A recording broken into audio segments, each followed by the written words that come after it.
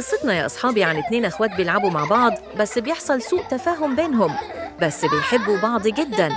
ايه ده؟ انت ذكيتني ليه يا مشمش؟ طب مش لاعب معاك تاني؟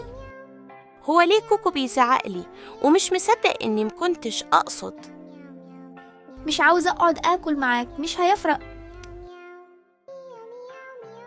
كان نفسي ينام جنبي زي زمان عشان بخاف. هو ليه مش مصدق إني ما أقصدش؟ هو مش بيعيط وشكله تعبان. هو انا قسيت عليه ويمكن ما كنش يقصد فعلا. هعمله لبن دافي واكل اصالحه عشان شكله تعبان. اتفضل يا مشمش، جبتلك لبن. عارف اني زعلتك. كوكو أنا كنت مفتقدك قوي. انا مستحيل اكرهك يا مشمش، انت اخويا. ولا أنا يا أخويا، حتى لما زعلتني ما أقدرش أكرهك. المرة دي نلعب سوا بجد. إحنا فريق واحد.